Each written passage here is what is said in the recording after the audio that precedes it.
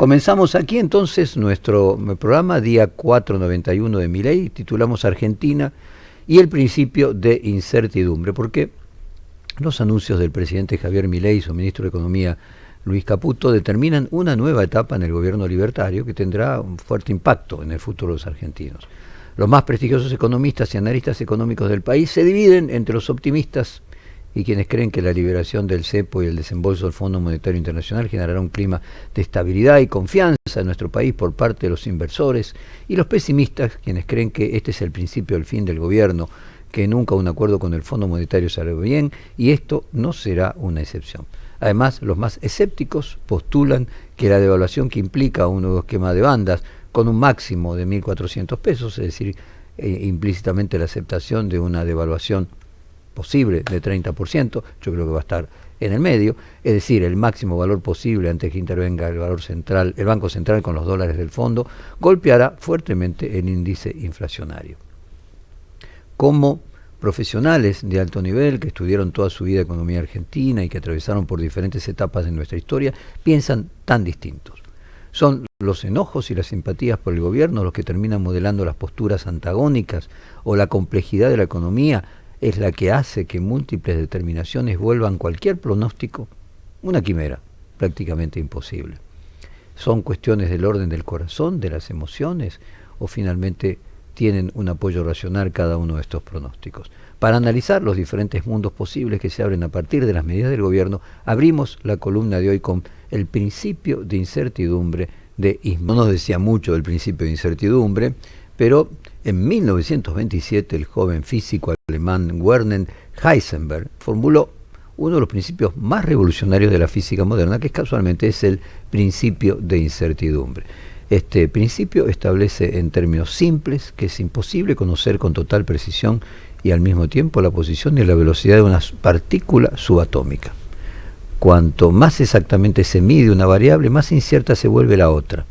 No se trata de una limitación tecnológica, sino una propiedad fundamental de la naturaleza.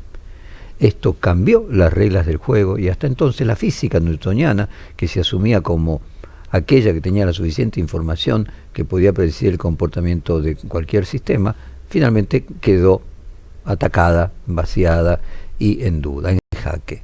Heisenberg rompió esta ilusión, un mundo cuántico donde el azar y la probabilidad reemplaza la certeza. Las implicancias filosóficas no tardaron en aparecer.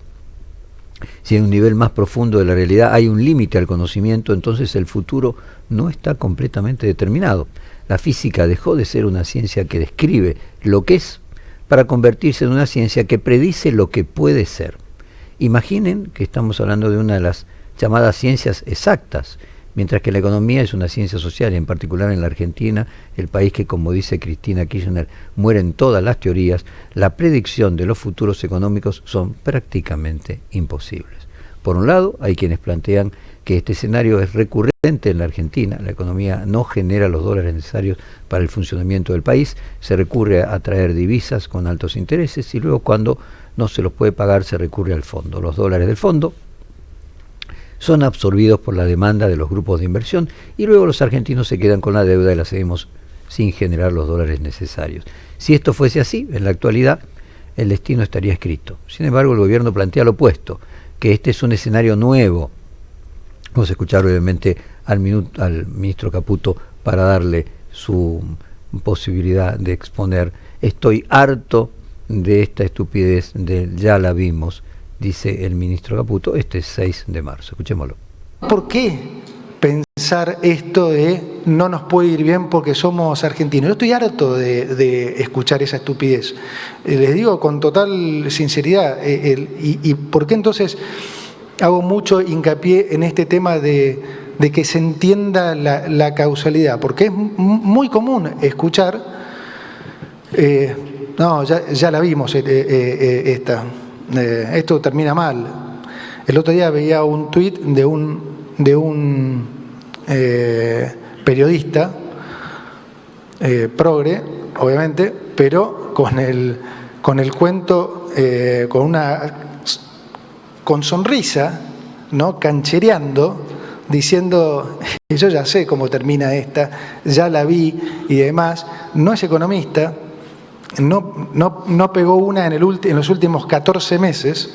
Admiro a la gente con la autoestima tan alta, realmente, lo juro, admiro a esa gente. Bueno, las palabras de Caputo son interesantes. Según el ministro, lo que cambia la ecuación es el orden macroeconómico. Sin embargo, el alto nivel de endeudamiento no podría hacernos suponer que se cambió de un modelo altamente deficitario fiscalmente, que hacía que los gobiernos recurran a la emisión monetaria para tapar los agujeros de la economía, a un modelo que no tiene déficit fiscal, pero recurre al endeudamiento para hacerlo. Simplemente una pregunta para intentar entender lo que sucede. Por otro lado están los interrogantes que abren la relación del precio con el dólar. Como sabemos, el gobierno combinó el sistema de subas del 1% mensual con el de bandas de 1.000 a 1.400, y si el dólar toca cualquiera de los dos límites, el Banco Central interviene para mantener ese tipo de valor. Lo lógico me parece es plantearse que si el techo es un 30%, 40% del piso, y un 30 y pico por ciento, un 30% digamos por arriba del precio actual, y el piso es solamente un 7% por debajo del precio actual, la banda está asumiendo de que el dólar está atrasado, porque el medio de estos dos da un atraso del 18%, es decir, en la elección de piso y techo de la banda se asume que el dólar estaba retrasado un 18%. Y si el dólar, como decíamos, toca cualquiera de estas, el banco intervendrá, pero finalmente estas son simplemente un faro, no un puerto, un faro que ordena el camino.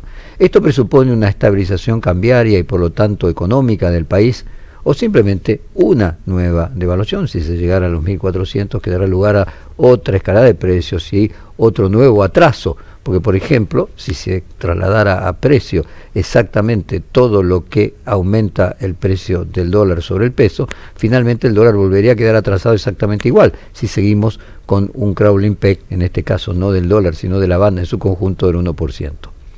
O sea, el éxito de todo esto es si finalmente a un aumento del precio del dólar, supongamos del 20%, se traslada a precio solamente 4, el 20%, mientras que si se trasladara el mismo 20% que se devalúa, estaríamos en la misma situación dentro de un par de meses. ¿De qué depende que suba el dólar hasta 1.400 pesos o en un solo día o que se mantenga estable? La respuesta se encuentra en una palabra mágica que es confianza.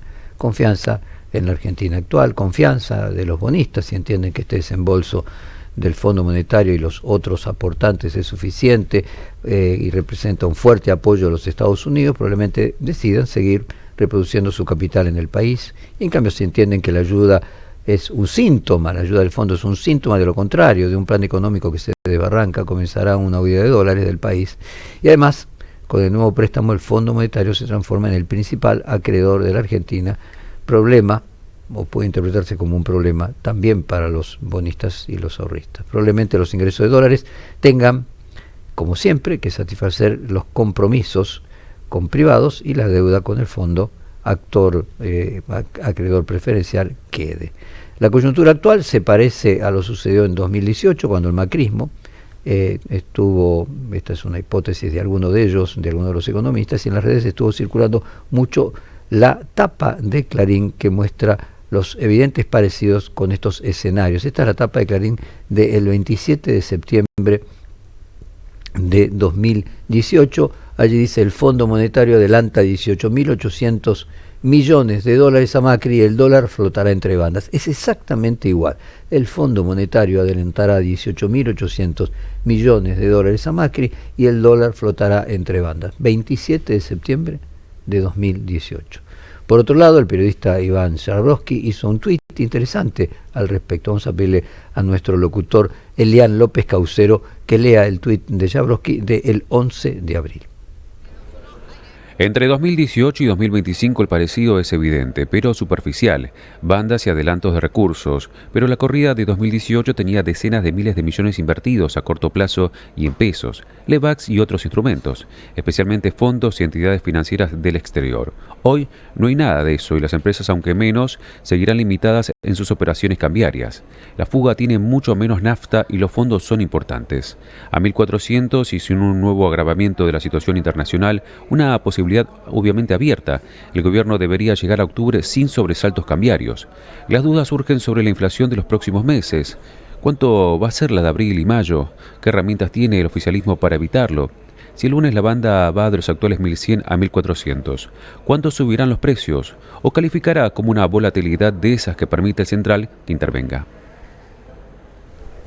Bueno, como pueden notar, no es nada fácil aventurar cualquier pronóstico. La cantidad de determinaciones hace muy complejo entender por dónde puede venir el desenlace de la situación. Esto es una constante en la historia del país. En el 2001, pocos días antes del estallido, el análisis económico que hacían muchos economistas, medios de comunicación, era muy optimista. Vamos a ver la tapa de los diarios de aquellos días. 2 meses antes de la caída del gobierno, esta era la tapa de Clarín, sábado 3 de noviembre del año 2001, decía señales positivas del Fondo Monetario y los países ricos.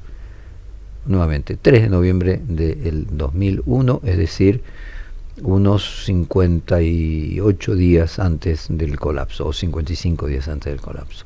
Ahora veamos la tapa de un par de semanas antes del colapso. Ahora estamos 4 de diciembre del 2001, dice, la gente con dudas, los mercados mejor. Un análisis demasiado crítico de los medios podría implicar decir, estas tapas son operaciones de prensa a favor del gobierno, pero en realidad es que la economía es mucho más compleja y que en realidad hay accidentes imprevistos, todo tipo de elementos que hacen que una situación pueda ir de un lado al otro. ¿Qué hubiera pasado, por ejemplo, con la convertibilidad si el precio de la soja no hubiese descendido a $180? Que hubiese sido, por ejemplo, el de Néstor Kirchner, $500. ¿Qué hubiese pasado con la larga hegemonía del kirchnerismo? Al revés, si el precio de la soja, en lugar de tocar el techo de los $600, hubiese bajado a los 180 que le tocó a De la Rúa.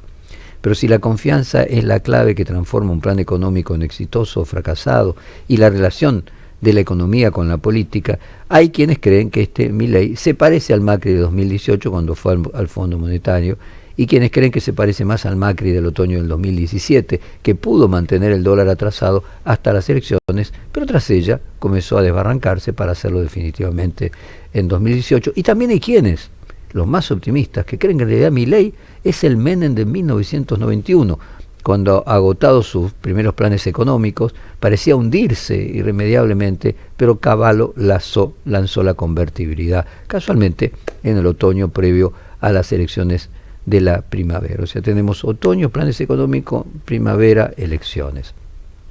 La clave entonces se verá en las próximas elecciones de octubre, cuando la sociedad vote sobre si estas medidas que generan inicialmente una caída en la capacidad de compra y del consumo de los argentinos se revierte y la inflación vuelva a bajar y llegue a las elecciones nuevamente con una inflación a la baja que reencienda la esperanza.